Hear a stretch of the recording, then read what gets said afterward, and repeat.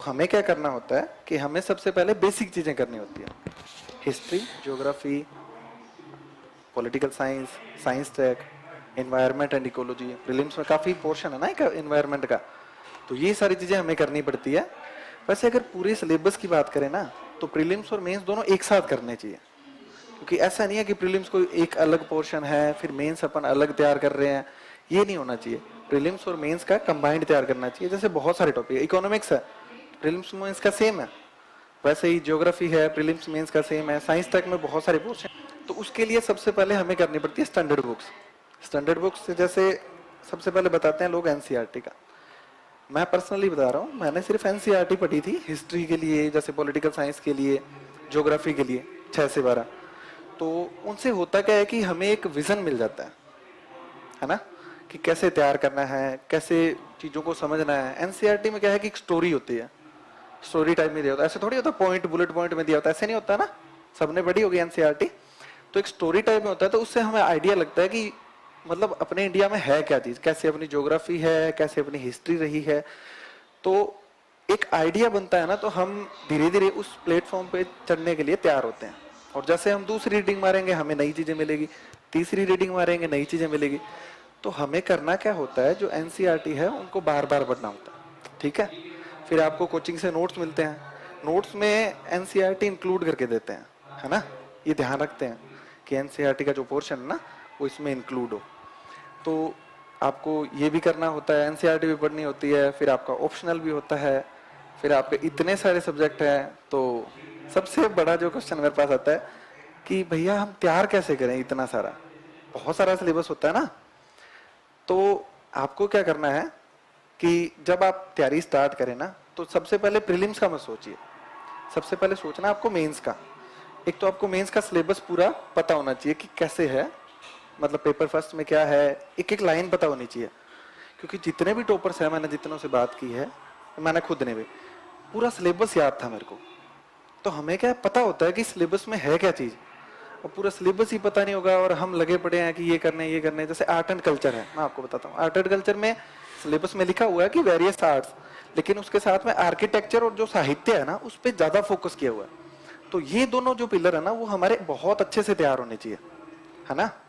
तो इसके बाद में हम जैसे तैयार करते हैं, अब प्रीलिम्स की लग गए आप, तो प्रीलिम्स में सिर्फ ऑब्जेक्टिव क्वेश्चन को सॉल्व करने पे फोकस नहीं होना चाहिए, क्योंकि प्रीलिम्स का पेपर आ रहा है ना वो ओपिनियन बेस्ड आ रहा है। इस बार का पेपर देखा होगा आपने, इस बार के पेपर में ओपिनियन बेस्ड क्वेश्चन थे। अगर आपको आता है तो आता है, इस तरीके से ओपिनियन बेस्ड क्वेश्चन आते हैं, तो वो मेंस की तैयारी में ही आपके कवर होते हैं।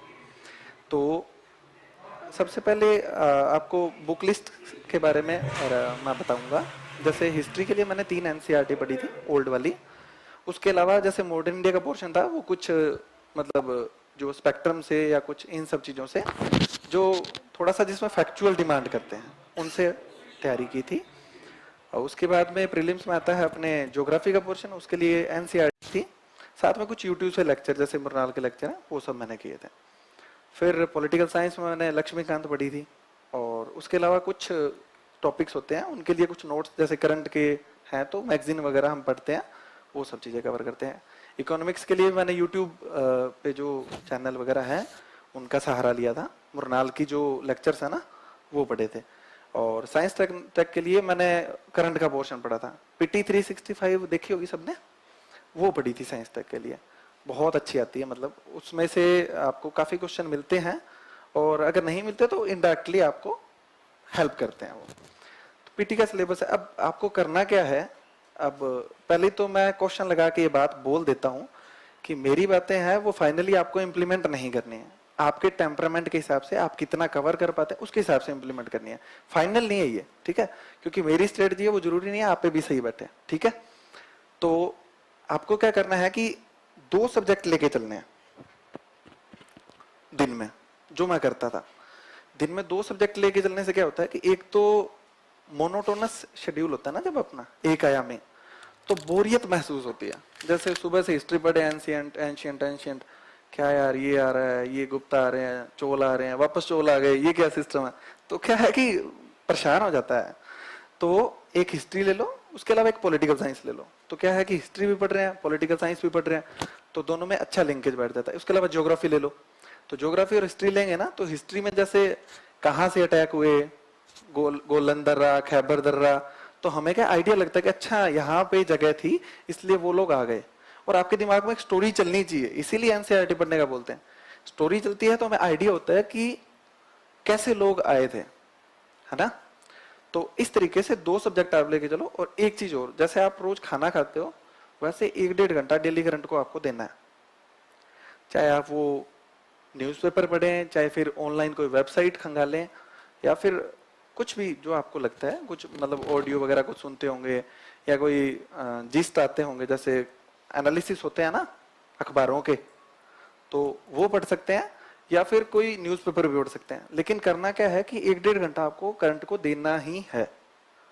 ये बांध लो, जैसे आप टूथब्रश करते हो ना सुबह सुबह, तो वैसे ही आपको अखबार या जो भी करंट का है वो पढ़ना है।